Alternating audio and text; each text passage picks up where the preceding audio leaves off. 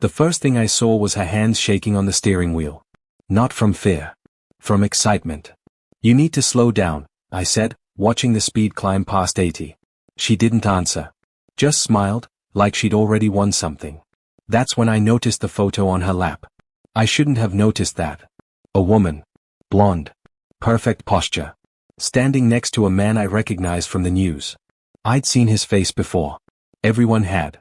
"Why do you have that?" I asked. My twin sister, Lila, finally glanced at me. Same face. Same eyes. But something in hers felt wrong. "Don't worry about it," she said. Calm. Too calm. Something felt off. The car engine roared as she pushed harder, her fingers tightening like she was holding onto a plan instead of a wheel. I reached over and grabbed her arm. "Lila, talk to me." She pulled away fast. I said, "I've got it handled." That's when everything changed. Because I knew that tone. I'd heard it once before, years ago, right before she burned every bridge she had and walked away without looking back. I looked at the photo again. Then back at her. Then at the road. And suddenly, none of this felt random anymore. "I went there," she said quietly. My chest tightened. "Went where?" She exhaled slowly, like she was about to confess something big. "I met her."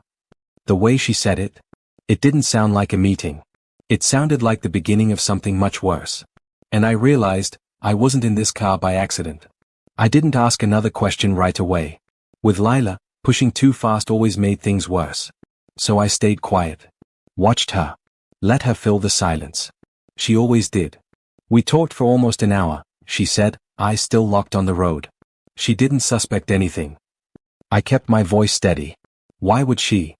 A small laugh slipped out of her. Not warm. Not normal. Because I look like her, she said. I turned toward her slowly. What? She noticed it too, Lila continued. Kept staring at me. Said it was creepy how similar we looked. Something tightened in my chest. I had heard that before. Growing up, people mixed us up all the time. But this felt different. You tracked her down? I asked. Lila shrugged. It wasn't hard. Rich people don't hide as well as they think. That didn't sit right with me. Lila had always been bold. But this wasn't bold. This was calculated. I kept it to myself. What did you want from her? I asked. She didn't answer right away. Instead, she reached over and tapped the photo on her lap. I wanted to see how close I could get. A cold feeling crept in. How close? I said. She smiled again. That same quiet, satisfied smile.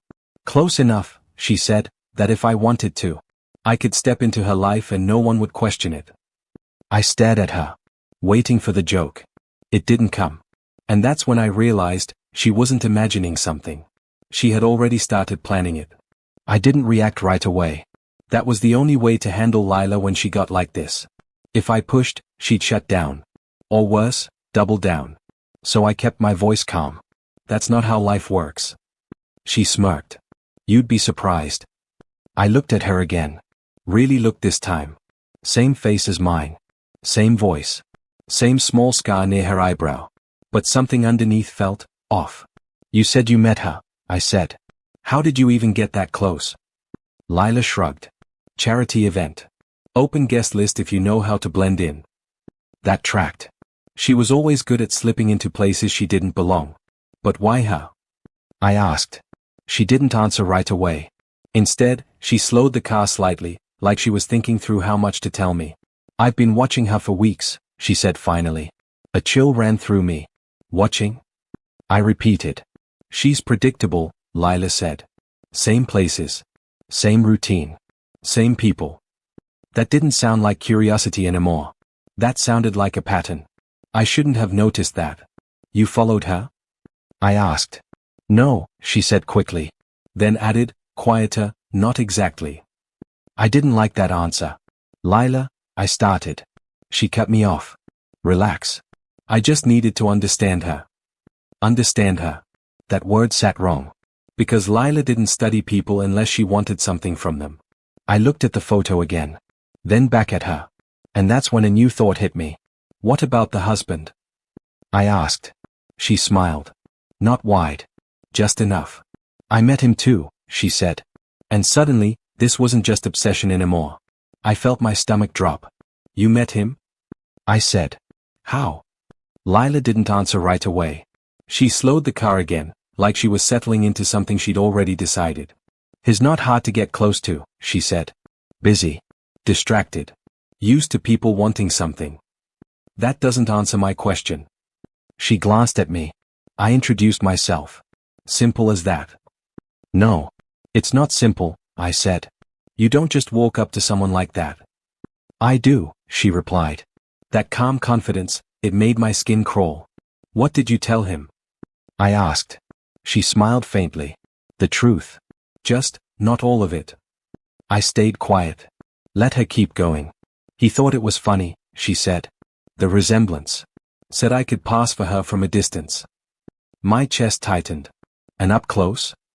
I asked. Lila didn't hesitate. He said it was unsettling, she replied. But he couldn't stop looking. Something snapped into place in my head. This wasn't random. This wasn't curiosity. This was access. What are you doing, Lila? I asked, more firmly now. She exhaled slowly. I wanted to see how far it could go. How far what could go? She finally turned to me fully for a second. Control, she said. The word hung in the air. Cold. Heavy. You don't mean that, I said. I do, she replied quietly. I shook my head. You're talking about real people. A real life. I know, she said. That's when I felt it. That shift. That line she had already crossed. Lila, what did you plan to do tonight? She didn't answer. Just pressed the gas again. And I realized. She hadn't been experimenting.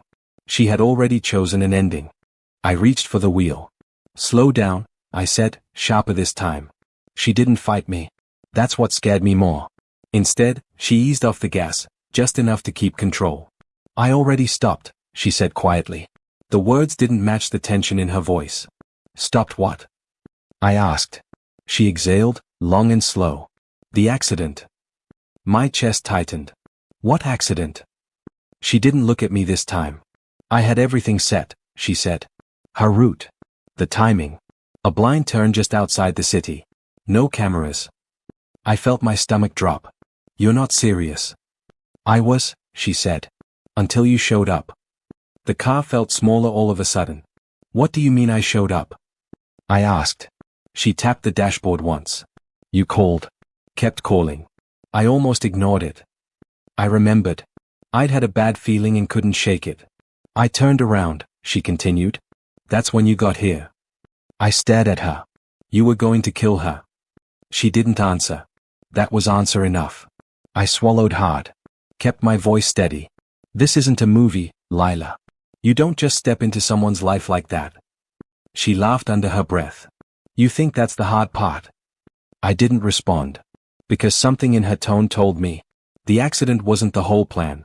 What were you going to do after? I asked. She finally looked at me. And this time, her expression didn't feel like hers at all. I already started, she said. And I realized, stopping the crash might not have stopped anything. I kept my voice even.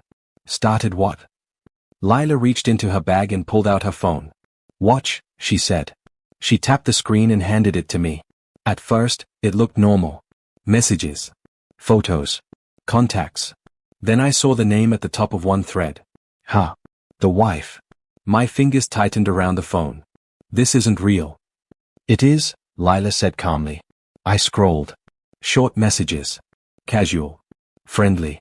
Nothing strange at first. Then I noticed something I shouldn't have noticed. The tone. It felt familiar. Too familiar. You've been texting her like you're her, I said slowly. Lila nodded once. Testing boundaries. My chest felt tight. How did you even get her number? She gave it to me, Lila replied. After we met. Said we should stay in touch. That made it worse. Because now it wasn't forced. It was invited. I kept scrolling. Photos of places. Screenshots of schedules. Notes. Everything mapped out. This is stalking, I said. No, Lila replied. This is preparation. I shook my head. For what? She didn't answer directly. Instead, she took the phone back and opened another app. A profile. Same name as the wife. Same photos. But it wasn't hers. It was Lila's. You made a duplicate account. I asked. Backup, she said. The word hit harder than anything else. Backup meant she expected something to go wrong. What are you planning, Lila? I asked. She locked the phone and leaned back. I'm making sure, she said quietly, that when I step in. She paused. There's nothing left to question. And that's when I realized. This wasn't just about replacing someone. She was erasing them first. I didn't argue anymore. Not out loud. Because by then, I knew talking wasn't going to stop her. So I shifted. I watched. I listened. I let her think I was just trying to calm her down. Inside, I was already planning. Okay, I said quietly. Let's just get home. She glanced at me. Suspicious for a second. Then she nodded. That was enough. I pulled out my phone slowly and opened a blank message. Didn't send anything yet. Just kept it ready. Lila, I said, softer now. You don't need to do this. I know, she replied. That caught me off guard. You know? I said. Yeah, she said. But I'm still going to. That settled it. I typed quickly. Short. Clear. Just enough. Then I hit send. To the one person Lila had underestimated. The wife. I used the number I'd just seen on Lila's phone. I didn't explain everything. Just the truth. Someone is impersonating you. You need to check your accounts and contact your husband immediately. I locked my phone and kept my face still. Lila didn't notice. Or maybe she did, and chose not to say anything. We drove the rest of the way in silence. But something had shifted. When we pulled into the driveway, there was already a car parked outside. Not ours. Lila's hands tightened again on the wheel. Did you invite someone? She asked. I shook my head. We both stared at the house. Lights on. Front door slightly open. And then her phone buzzed. She looked down. And for the first time since all of this started, she didn't look in control anymore. Lila stared at her phone like it had just betrayed her. Her face didn't drop all at once. It tightened. Slowly. Controlled. What is it? I asked. She didn't answer. Just turned the screen toward me. A message. From the husband. We need to talk. Now. Another one followed. Police are on their way. Lila inhaled sharply. Not panic. Not yet. Just disruption. I stepped out of the car first. Calm. Measured. This part mattered. You told them, she said behind me. I turned back. I told the truth. She shook her head, almost impressed. You always do that. And you always think you can outsmart everyone, I said. For a second, neither of us moved. Then headlights washed over the driveway. A second car. Then another. Lila didn't run. That's the thing about her. She never ran. She just stood there, watching as everything she built started collapsing in real time. The front door opened wider. The wife stepped out. Same face. Same build. But the difference was clear now. One of them belonged in that life. The other didn't. Officers moved in. Calm. Direct. Questions started. Phones taken. Names checked. Lila finally looked at me again. Not angry. Not even surprised. Just quiet. You ruined it, she said. I shook my head. No, I replied. I stopped it. She held my gaze for a moment longer. Then looked away. And just like that, it was over. Not dramatic. Not loud. Just finished.